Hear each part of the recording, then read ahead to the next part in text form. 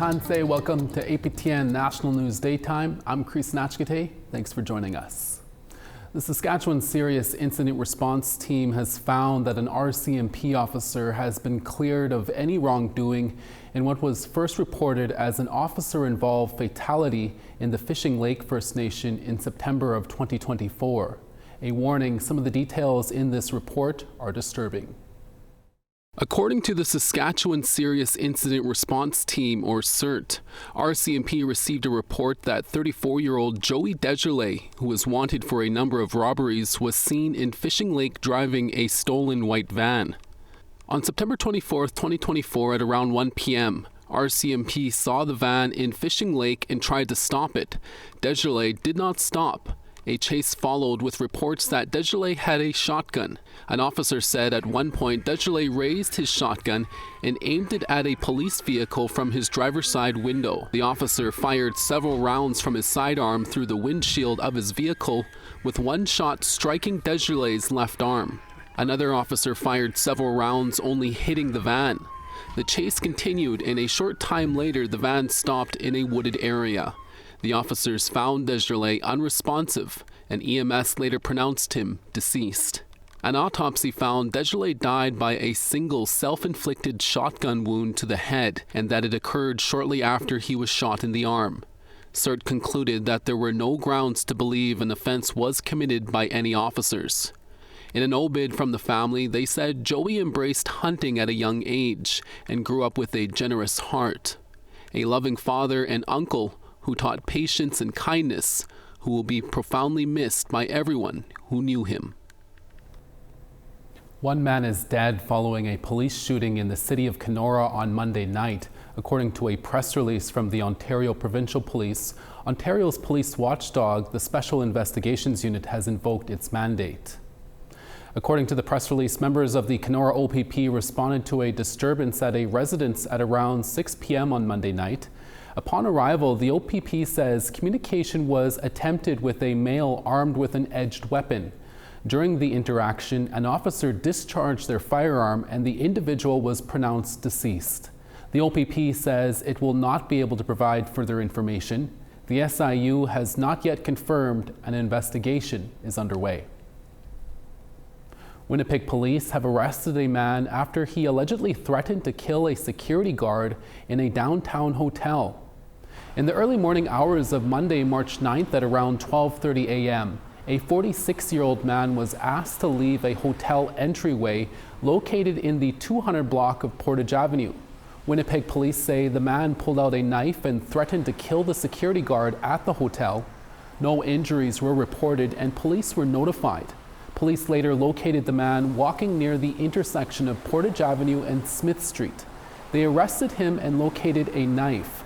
The man was then taken into custody. He is now facing 2 charges, including a weapons charge and failure to comply with a probation order. The man has since been given a conditional release. 2 people are dead following a manhunt in a small northern Ontario town that had residents on lockdown. A shelter-in-place advisory was put into effect for the Atikokan area on the evening of Wednesday, March 4th, following reports of gunshots in the Don Park area. Upon arrival, police found 1 person deceased. Atikokan, roughly 200 kilometers west of Thunder Bay, went into complete lockdown while police searched for 2 possible suspects believed to be armed and dangerous. On Thursday, March 5th, at approximately 9:30 p.m., OPP members located the first suspect deceased. Shortly after, the second suspect was located and taken into custody without incident. Atikokan resident 24-year-old Landon Andrew Louise O'Skinigish has been charged with second-degree murder. He remains in custody and has a court date of March 13th. No other information was provided about the first victim and deceased suspect. Saskatchewan RCMP is in need of the public's help in locating a man who has been missing for almost a month. Saskatchewan RCMP is looking for 40-year-old Stanley Severite, who was last seen in the town of Kamsack on February 15th. Severite, who also goes by the names of Stanley Strongquill or Junior Strongquill, is 6'3", 230 pounds with brown eyes and brown hair with red and orange coloring. He was last wearing a black hoodie with red pants and has letters tattooed on one finger and a small handprint tattoo on his right hand. Severite is also known to travel to Yorkton, Saskatoon, and Regina. If anyone knows where Stanley Severite is, you're asked to contact RCMP or Crime Stoppers. More than a dozen First Nations chiefs were at Alberta's legislature on Monday, calling on Premier Danielle Smith's government to stomp out the push for the province to quit Canada. CTV's Mason Tapati reports. NDP leader Naheed Nenshi introduced this motion yesterday, accusing the government of failing to reject separatist rhetoric. Now, with the UCP's majority, they quickly struck it down at the legislature. But this motion argues that separatism talks damaging relations with First Nations and incompatible with treaty rights. It comes after the Assembly of Treaty Chiefs unanimously voted non-confidence in the UCP government, saying any separation referendum would infringe on treaties signed with the Crown, not the province. More than a dozen First Nation chiefs gathered at the legislature yesterday to speak out. We are doing something that we will not stand for any of this talk of separation. We knew that the vote wouldn't pass. We knew what we were in for when we came to this legislature. We've seen it time and time again, the disrespect that the MLAs have for our people in those rooms. Meanwhile, a new survey from the Alberta Chamber of Commerce suggests the debate may also be hitting the economy. More than half of Alberta businesses say talk of separations impacting the economy, with almost all respondents saying the effect is negative. Businesses also rank separatism a bigger concern right now than terrorist pipelines or costs. Now, that survey interviewed 594 Alberta businesses, nearly 100 of which are based here in Calgary. As part of a 3-month investigation into high-level drug trafficking, Manitoba RCMP have seized approximately $1.5 million in illicit drugs and cash. 35-year-old Anthony Tran has since been charged after the investigation revealed a suspect distributing large amounts of cocaine in communities across the province. APTN's Julia Ross has more. On February 5th, searches of 2 homes in Winnipeg's Amber Gates neighborhood led investigators to find around 7,000 counterfeit pills. They were disguised as painkiller medications, but a lab analysis found they were a mix of heroin and medetomidine, a sedative that veterinarians use that creates a potent and dangerous combination. RCMP Superintendent Jeff Asmundson says he is concerned. We put this alert out and this release because we were concerned about the heroin being mixed with medetomidine. That's our concern. Our concern is that people on the street are going to be using these drugs that are being disguised as legitimate drugs or prescription drugs, and our concern is that somebody's going to overdose and die. Project Deepwater was led by Manitoba Integrated Law Enforcement Team, where officers uncovered an interprovincial drug trafficking network operating in Winnipeg. Anthony Tran has been charged with 2 counts of drug possession for the purpose of trafficking and possession of proceeds of crime over $5,000. Tran was remanded into custody and is scheduled to appear in court on March 26th in Winnipeg. A press conference was held today where Manitoba Justice Minister Matt Wiebe says he is thankful to RCMP. This shows that there is nothing more important than the safety of our communities. Manitobans have had enough of these toxic drugs getting into our communities. We know that drugs bring violence, they bring disruption in community, and they have no place in our province and they have no place in Canada.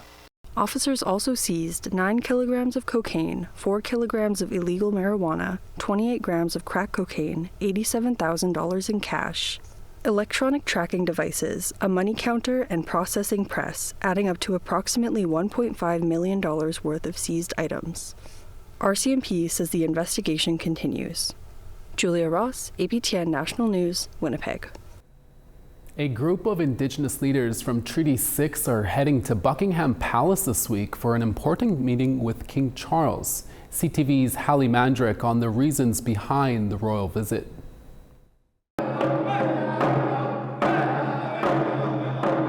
The chiefs of Treaty 6 territory are heading to London for a meeting with King Charles. The King will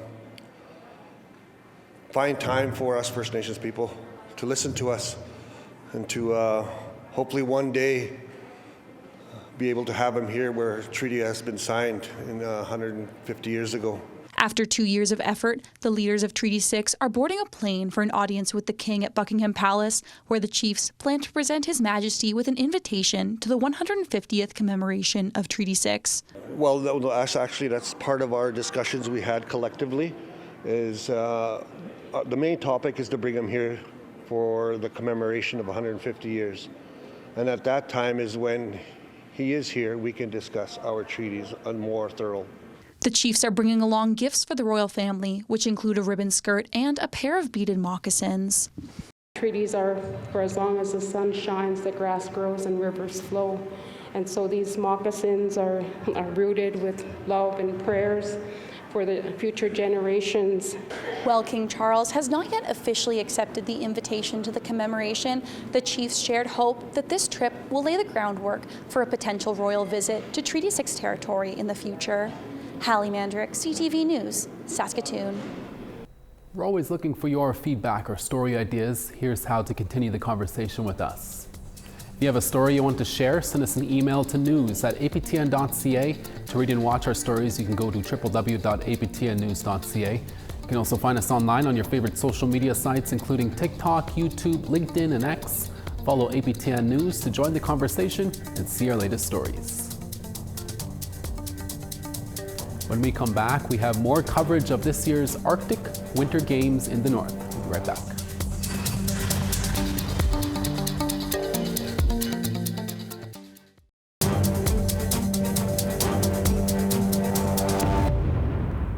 Welcome back. For young athletes in the circumpolar north, the Arctic Winter Games are one of the biggest stages to compete on. And in the spirit of the season, audience members get to witness some of the most compelling speeds they will see on the ice.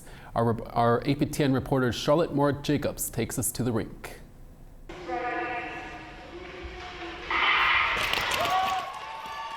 For most competitors here, on-ice training is a given.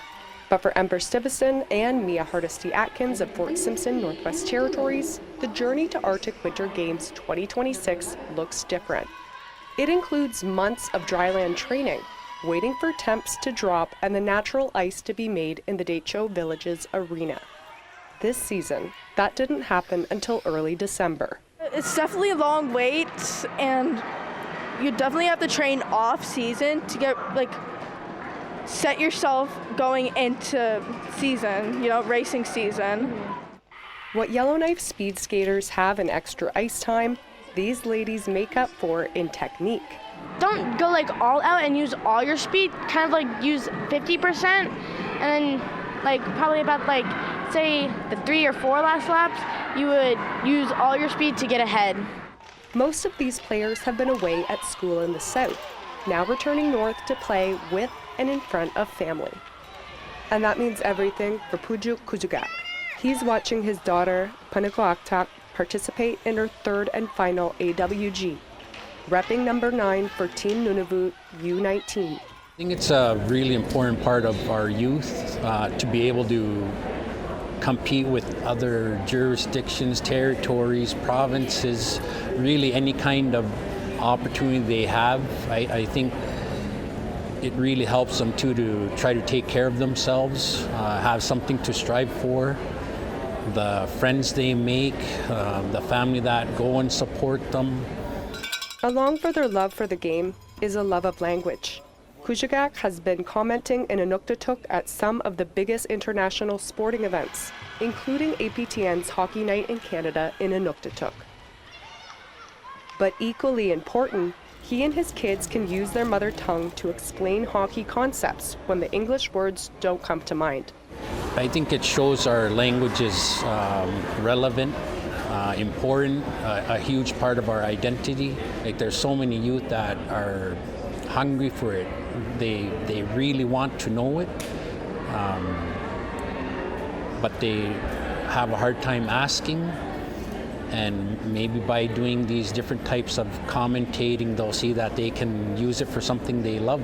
A northern tradition.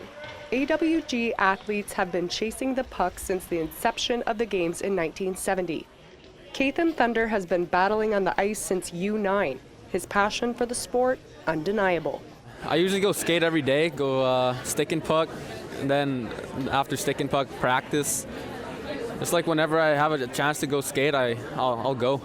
As soon as I step on the rink, I just get in the zone and pucks on net, battle hard. Fender is from Wabasca and plays for U15 Team Alberta North. I'm feeling pretty great. We got our first win.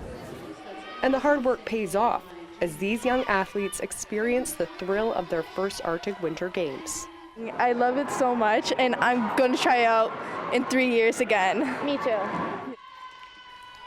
Charlotte Mort-Jacobs, APTN National News, Whitehorse.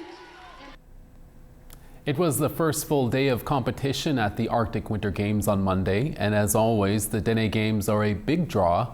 Our APTN Whitehorse reporter Sarah Connors caught up with the Council of Yukon First Nations Grand Chief at the Stick Bull event. I'm here at the Arctic Winter Games with Grand Chief Mathia Alatini. Grand Chief, what are your thoughts on the Arctic Winter Games so far? How's it going the first day here? Well, I loved the kickoff celebration yesterday. Of course, proud mom moment. My daughter was performing last night, and that was exciting, and I think it pumped up the athletes. There is so much energy in the room in here, and I am very honored to be giving out or emceeing the medal distribution for the stick pull. Okay, awesome. And I guess, what are your thoughts on just the community involvement here? I mean, we have contingents from all over the north. What is it like to see so many Northerners here in one place here in Whitehorse? It's exciting. We got to meet with the ambassadors today, so it's not just about the athletes building relationships, but everyone in governments, the business community gets to build relationships as well. And it's so important for youth to see counterparts and build up that sense of camaraderie. We saw all the testimonies from athletes that have made it to the Olympics, that the Arctic Winter Games are one of their first competitions, international competitions. And the caliber of competition is quite fierce, as you can see in there. So I really think that it gives people, our youth, a taste of what it is to compete internationally and to really build up their portfolio. Sure. And just my last question here for you, Grand Chief. What is the sporting event you're most looking forward to for the Arctic Winter Games? Skiing is a big one. I love watching that. The Dene Games is always so cool to witness, because we were just talking about how stick pull, it's harder than it appears, and the level of strength of these athletes is pretty incredible. So I love the Dene Games as well. Awesome. Okay, thank you so much, Grand Chief, and we'll be back to you. And here is the latest medal count for the Arctic Winter Games. A lot more Ulus were handed out yesterday evening. Team Alaska is on top of the table with 39 Ulus, 10 gold, 11 silver, and 18 bronze. Team Yukon isn't far behind with 35 Ulus, most of which are gold. Team NWT rounds up the top three with 12 Ulus, and Team Alberta North isn't far behind with 10. Team Greenland, Sampi, and Nunavut are on board with 7, 6, and 5 Ulus, and Team Nunavik is still on the search for their first medal. We'll bring you more updates in your evening news with Dennis Ward later today. We have more news after the break. Don't go away.